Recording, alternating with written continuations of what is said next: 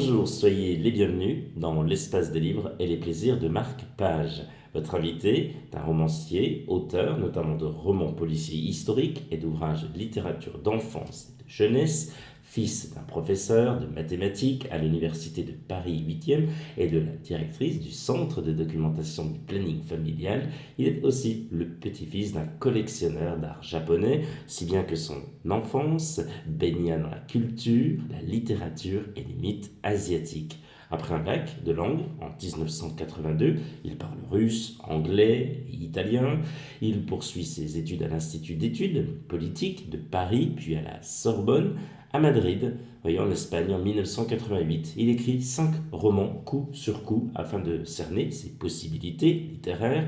L'un d'entre eux, Le Songe d'Ursule, inspiré par le cycle de Carpaccio, conservé au musée de l'Académie, lui vaut le prix Del Duca du jeune romancier. Votre invité se spécialise dans le XVIIIe siècle, puis dans la Révolution, puis dans la Terreur. La série Voltaire mène l'enquête a reçu en 2011 le prix Arsène Lupin du roman policier, le prix du Zinc de la ville de Montmorillon et le prix Historia du roman policier historique. Il s'agit, vous l'aurez certainement reconnu, de Frédéric Lenormand. Il vous présente son dernier roman Au service secret de Marie-Antoinette, L'enquête du Barry, aux éditions Martinière, qui d'ailleurs, on en profite pour saluer et remercier Anne qui se reconnaîtra et qui, sans elle, cette interview n'aurait pu se faire. Frédéric Lenormand, bonjour et bienvenue dans la chronique de Guillaume Sautet. Bonjour, Comment allez-vous, Frédéric? ça va très bien. On est très heureux de vous avoir. C'est la première fois ici, dans l'espace des livres. Racontez-nous votre expérience pour en arriver là où vous en êtes, quel parcours on peut se dire, et notamment le moment de vos études. On a parlé tout à l'heure que vous étiez parti du côté notamment de la Sorbonne, et puis votre expérience acquise à l'étranger. Je crois également, si je ne me trompe pas, vous êtes allé du côté de New York. Enfin, expliquez-nous tout ça.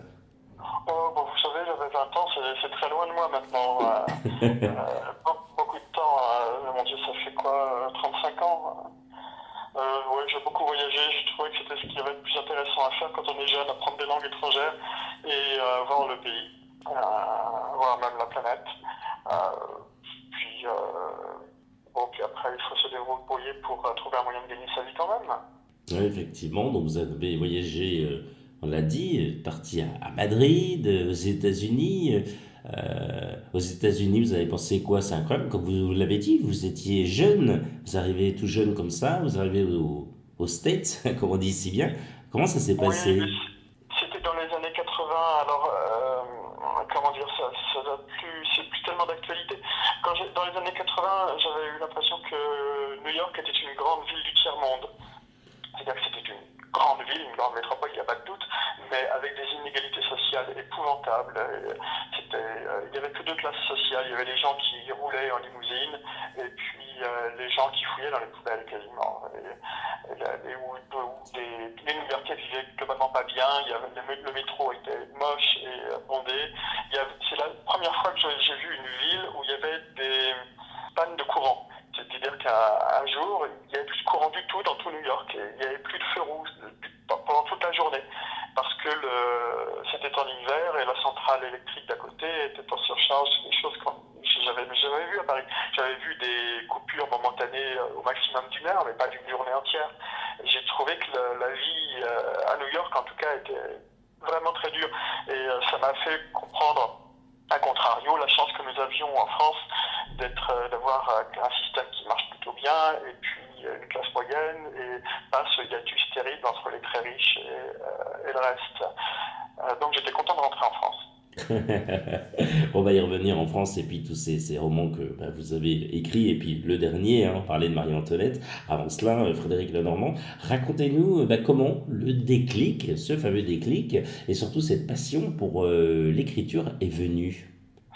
Oh, je voulais avoir une activité artistique, mais comment dire, la peinture c'est salissant, la sculpture ça fait du bruit, et la musique, j'étais pas doué pour le solfège. Donc, en revanche, tout le monde sait écrire. C'est même le problème de la littérature, c'est que tout le monde croit savoir écrire parce que tout le monde sait aligner des phrases sur une page. Après, il a fallu que je consacre quelques années à l'apprentissage de la littérature, ce qui est différent de l'écriture. Mais j'ai trouvé ça intéressant et puis j'ai trouvé mes maîtres chez de grands auteurs comme Flaubert. Je me suis tapé toute la correspondance de Flaubert et tout ce que dit Flaubert sur l'écriture. Et il donne notamment des conseils à des jeunes écrivains de 100 ans, alors je les ai pris pour moi. Il y a un livre de Rilke aussi, Lettre à un jeune poète, qui donne plein de bons conseils sur la manière d'envisager une carrière littéraire. Et donc je me suis formé comme ça, très classique. Quelles sont vos passions et qu'est-ce que vous aimez faire, Frédéric, oui, quand vous n'écrivez pas, notamment? Ah, rien du tout. Ah non, non, j'écris tout le temps. Sinon, je lis pour me documenter. Et j'ai toujours des papiers et des stylos sous la main. Et j'écris tout le temps. J'ai plus d'autres passions. Alors, 1 ou 2 fois par an, j'essaie d'aller au théâtre et puis d'aller entendre des concerts ou des opéras. Quand même, comme j'habite à Paris, c'est dommage de ne pas en profiter. Mais sinon, je suis, comme on dit les Anglais, un workaholic. Je suis drogué du travail. Pas du tout des sports, pas du tout, rien du tout, non, c'est que... Ah non, non, non, non, non, je pense écriture tout le temps. C'est le problème quand votre métier est aussi votre passion, c'est difficile d'en sortir. Alors je me fais des reproches depuis longtemps, mais depuis le temps que je me fais des reproches, la situation ne change pas, donc je crois que ça ne changera jamais. L'avantage, c'est que ça maintient jeune, quoi. On est toujours à se poser des problèmes, à essayer de les résoudre. Mais bon, d'un autre côté, ce serait plus simple de faire un peu autre chose à côté. De toute façon, les écrivains ne sont pas des gens très sains de manière générale. Hein. Normalement, je devrais même être alcoolique. Hein. Frédéric, vous en avez parlé, vous vous nourrissez grâce aussi à ce que vous lisez, à toutes vos recherches et autres. Ben, tiens, on s'invite, on est chez vous, on est avec vous, on se dirige tout droit vers votre bibliothèque. Qu'est-ce que l'on peut y retrouver notamment? Dans ma bibliothèque, voyons, alors j'en ai plusieurs. J'en ai une qui est remplie de bouquins sur Venise parce que j'ai écrit des romans sur Venise il y a quelques années, des romans historiques, il fallait beaucoup de documentation. La deuxième, c'est sur la Révolution française, parce que j'ai écrit 2 livres documentaires sur les prisons de la Révolution et les flics de la Révolution, celle de 1789. La troisième bibliothèque, c'est celle sur Voltaire, parce que j'ai une série sur Voltaire. La suivante, c'est Marie-Antoinette. Et celle d'après, c'est La Belle Époque, parce que j'écris aussi des Arsène Lupin.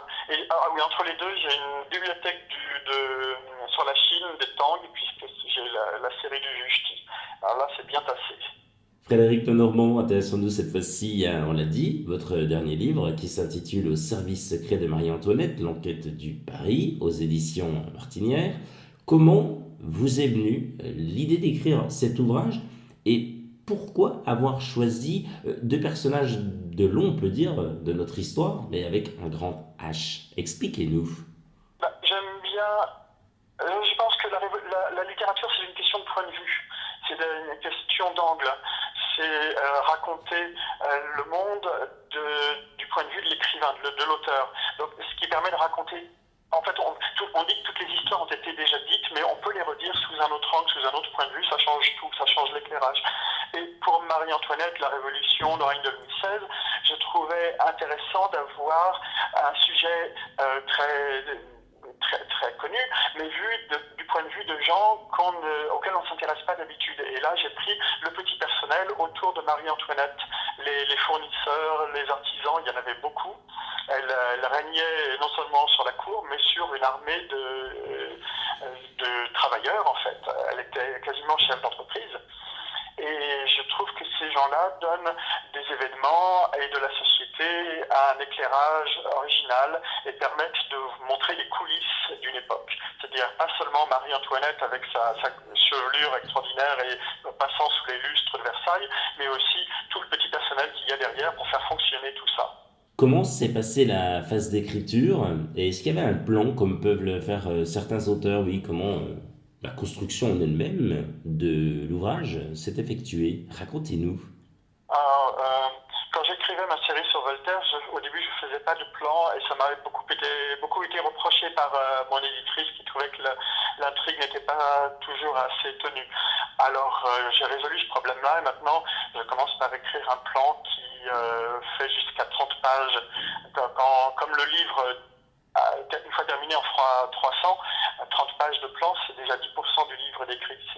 C'est énorme, avec l'intrigue dans tous ses détails et une partie des dialogues et toutes les scènes, tout ça. Donc c'est très construit, c'est très architecturé. Je fais un travail sérieux. Oui, c'est ce que je vois. Et ça prend combien de temps, la gestation, par exemple?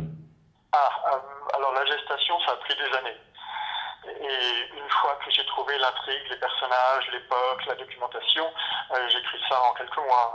Finalement, la rédaction, c'est ce qu'il y a de plus accessoire dans le roman. Vous savez, j'aime beaucoup cette citation de Picasso, à qui des gens achètent un dessin et puis il le fait devant eux, ça prend un quart d'heure, et puis après les clients demandent le prix et c'est très cher. Alors ils disent, mais maître, quand même, vous avez mis un quart d'heure à le faire. Et Picasso répond, non, j'ai mis toute ma vie et un quart d'heure. Le vrai travail d'un artiste, c'est lui-même, c'est de se fabriquer lui-même pour être en mesure d'écrire des livres intéressants et de se projeter lui-même dans les livres. Je dirais que c'est tout un art de vivre en plus du travail de l'écriture. Racontez-nous en quelques mots cette incroyable histoire que va vivre notamment Rose et Léonard. Vous nous captivez du début jusqu'à la fin. Bravo à vous, Frédéric. Merci. Rose et Léonard ont vraiment existé.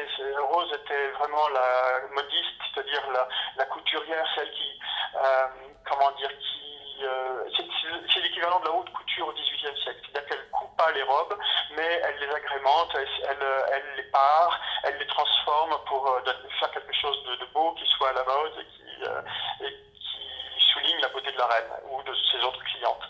Et Léonard était le coiffeur et il a inventé ces extraordinaires coiffures très hautes sur lesquelles on pouvait poser des accessoires comme un bateau lorsqu'on avait une victoire maritime. Et donc ils doivent leur carrière à Marie-Antoinette. En fait, elle les a pris sous son aile, elle a donné sa clientèle et du coup ils ont eu un succès extraordinaire pendant tout le règne de Louis XVI. Et j'ai imaginé qu'en échange, elle leur demande de lui rendre des services, c'est-à-dire de l'aider à soit résoudre des problèmes d'espionnage en France, soit à trouver de l'argent pour payer le réseau d'espions que Marie-Antoinette entretient pour protéger la France. Parce qu'il faut savoir que Louis XVI, quand il est arrivé au pouvoir en 1774, la première chose qu'il a faite, c'est de supprimer le contre-espionnage français qui existait sous Louis XV, qui s'appelait le secret du roi. Louis XVI ne comprenait rien, il trouvait qu'il avait déjà des services diplomatiques efficaces et il a supprimé ça, ce qui fait qu'il a supprimé tout le réseau d'information de la couronne et le réseau d'intervention dans les cours étrangères.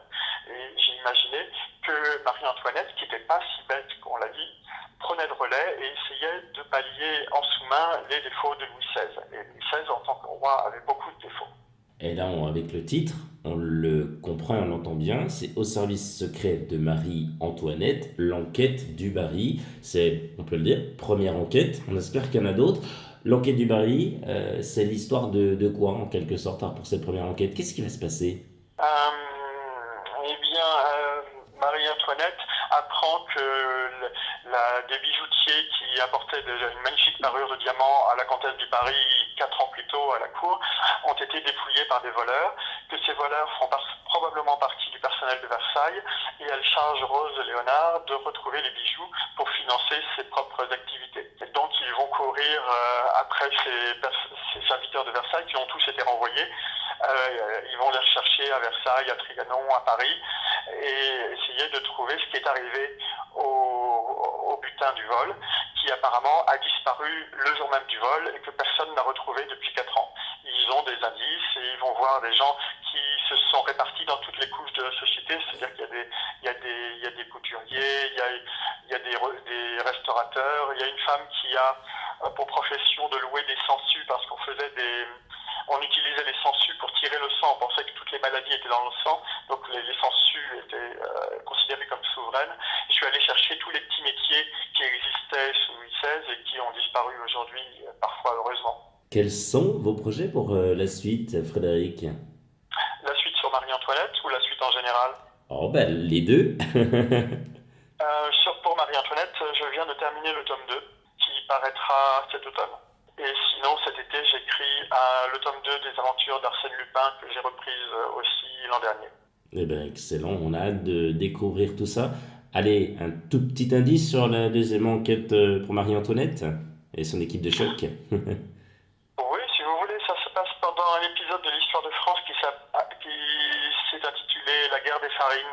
La première année du règne de Louis XVI, il y a eu une grande disette parce que le ministre de l'époque, qui était Turgot, voulait libéraliser la société, il voulait faire de grandes réformes. Résultat, il y a eu toute la foule des petites gens sur les ronds-points de l'époque, dans les rues. Et j'imagine que Rose Bertin arrive à la cour et dit à Marie-Antoinette: je vous ai tricoté un joli petit gilet jaune. Excellent. Bah, écoutez, on a hâte de découvrir ça. On va encore, je pense, et vous aussi, bien vous amuser. Allez, passons tout de suite, si vous le voulez bien, Frédéric, à la minute cool. Plutôt Rose ou Léonard? Plutôt Léonard. Citez trois mots qui, selon vous, définissent Paris. Les trois mots qui définissent Paris, Oui, pour vous.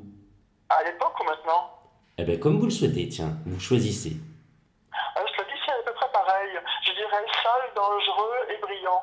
Et donc c'est valable pour le XVIIIe siècle ou pour maintenant. Votre dernier film ou série que vous ayez vu, c'est laquelle? Oh, la dernière série, c'est Dead to Me. C'est une femme qui a perdu son mari, qui s'est fait écraser par une voiture alors qu'il faisait son jogging. Et elle se fait une nouvelle amie. Et on s'aperçoit progressivement que cette amie, c'est la personne qui a écrasé son mari. Ah, excellent ça, alors à découvrir. La musique que vous êtes capable d'écouter en boucle, c'est laquelle? En ce moment, j'ai une passion pour Rossini. Pas le Barbier de Séville, mais Rossini a écrit une vingtaine d'opéras qui sont beaucoup moins connus du grand public et qui sont magnifiques. Et ça se passe. Il y en a un qui se passe dans le désert en Afrique, par exemple. C'est très beau. Si vous étiez un personnage célèbre, ce serait lequel? Ah, j'admire beaucoup Voltaire. Alors, si vraiment je peux choisir n'importe quoi, je prendrais Voltaire, oui. Enfin, Frédéric, si vous aviez un rêve, ce serait? Oh, si j'avais un rêve, ce serait d'apporter un peu de soulagement à l'humanité, mais c'est pas très original. Frédéric Lenormand, rappelons que vous êtes l'auteur de Au service secret de Marie-Antoinette, l'enquête du Paris, tome 1, vous l'avez compris, aux éditions La Martinière. Merci d'avoir accepté l'invitation de la chronique de Guillaume Sautet. Mais je vous en prie, tout le plaisir était pour moi. Et vous revenez quand vous le souhaitez, notamment pour le tome 2 ou pour tome 2 également d'Arsène Lupin. Avec plaisir. Rendez-vous très prochainement pour un nouveau numéro et de nouvelles aventures littéraires. Comme toujours, prenez soin de vous, bonne lecture, salut!